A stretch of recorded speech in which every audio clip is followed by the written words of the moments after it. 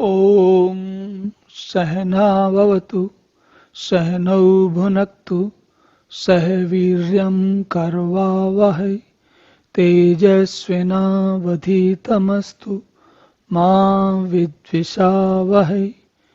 ओम शांति शांति शांति। हरि ओम। तो अब अगले श्लोक में भगवान हमको ये बता रहे हैं कि कहाँ कहाँ पर और किस प्रकार कुछ कुछ चीजें और जोड़ते हैं भगवान। तो क्या जोड़ी इन्होंने? भगवान कहते हैं प्रशांतात्मा विगत भी ब्रह्मचारी व्रते स्थिता मनः संयम मच्चिता युक्त आसीत मत्परा। इसमें जो ये युक्त आसीत मत्परा है, ये एक सबसे पहले समझते हैं। युक्त आसीत मतलब मत्परा मतलब मेरे लिए, युक्त मतलब जुड़ के, और आसीत मतलब होता है। तो भगवान ये कह रहे हैं कि युक्त मुझ में ध्यान लगाने के लिए, मुझ पर मत पर मतलब मुझसे युक्त होने के लिए, जुड़ने के लिए, युंजीत होने के लिए, योग करने के लिए, और इस अवस्था में रहने, आसीत मतलब रहते हुए रहने के लिए पहले मन को संयम में करें। और मन को देखिए, मन को संयम करें तो सावधान योगी मन को रोक कर मुझ में चित्त वाला मतलब मेरा, उसका ध्यान, सारा ध्यान मुझ में लगा हुआ है और मेरे परायण स्थित हो। इसमें एक चीज उन्होंने जो अच्छी जोड़ी है वो ये है कि ब्रह्मचारी के व्रत में स्थित, भय रहित और भली बात शांति उपकरण। अब ये ब्रह्मचारी से यहाँ पर क्या मतलब है, थोड़ा समझते हैं इसको।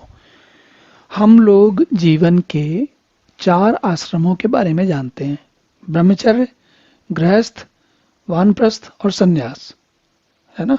इसमें जो है ब्रह्मचर्य वाला जो ब्रह्मचारी होता है, ये स्थिति उस समय की है जब साधक के ऊपर कोई खास विशेष जिम्मेदारियां नहीं है। कैसे नहीं है?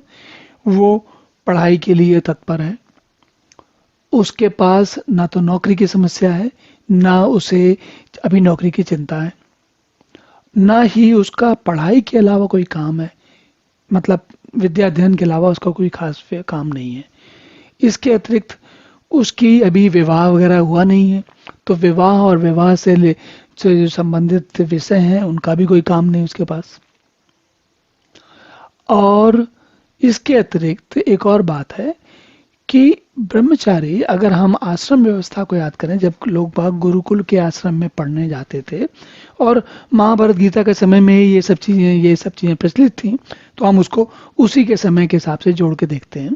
तो जब वो पढ़ने जाते थे तो जीवन जो है विलग ना सामान्य जीवन से अलग हो जाता था। कहीं आश्रम में जहाँ पढ़ रहे हो उसकी जीवन दिनचर्या बड़ी निश्चित सी होती थी, उसमें बहुत ज़्यादा चीज़ें नहीं होती थी, बहुत सारे काम नहीं होते थे। जैसे एक उदाहरण बताता हूँ मैं कि आज से 4000 साल पहले अगर कोई विद्यार्थी पढ़ने जा रहा है तो उसको इस बात की कोई चिंता नहीं सताएगी कि क्रिकेट मैच में क्या हो रहा है, या फिर कौन सी पिक्चर या मूवी आ रही है, या और बहुत सारी चीज़ें ना, नए नए कौन से गैजेट आ गए। इन सब चीज़ों की उसको चिंता नहीं करनी पड़ती थी। क्यों नहीं करनी पड़ती थी? पहली बात तो ये चीज़ें थी नहीं। दूसरी चीज़, आश्रम की व्यवस्था में ये सब चीज़ें घर का भाग है, तो घर में होंगी लेकिन आश्रम में तो नहीं होंगी। जैसे आपने देखा होगा ना, आज भी होता है, परीक्षा होती तो वो सब आपका टीवी, ट्रांजिस्टर और क्या बोलते हैं वो जो सेलफोन वगैरह हैं वो सब रख लिए जाते हैं। क्यों रख लिए जाते हैं? ताकि जब परीक्षा देते समय आपको कोई दूसरी चीज डिस्टर्ब नहीं करे, कोई आपको आपके जो काम कर रहे हो, लिखने वाले हो परीक्षा में, उसमें किसी कारण व्यवधान ना आए। अब आप सोचिए, जब परीक्षा में ऐसा होता है तो ध्यान करना, जो कि थोड़ा और ऊंचे स्तर की चीज है, तो उसके लिए तो और ज़्यादा सुविधा चाहिए, आपको ज़्यादा ऐसी संभावनाएं चाहिए जिससे कि हमें और कम डिस्टरबेंस हो। तो इन सब बातों को ध्यान में रखते हुए हमें भगवान कह रहे हैं कि ब्रह्मचारी के व्रत में स्थित है।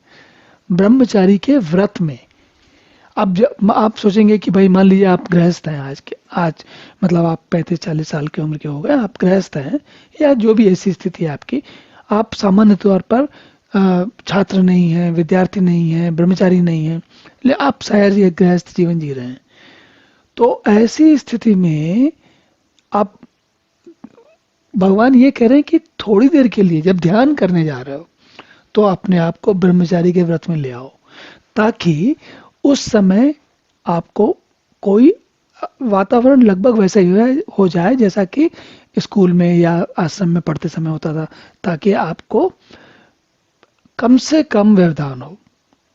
तो सारा ध्येय इस बात का है कि व्यवधान कम होना चाहिए ताकि ध्यान सफल हो सके।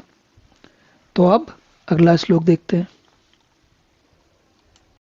ओम पूर्णमदः पूर्णमिदं पूर्णात् पूर्णमुदच्यते पूर्णस्य पूर्णमादाय पूर्णमेवावशिष्यते।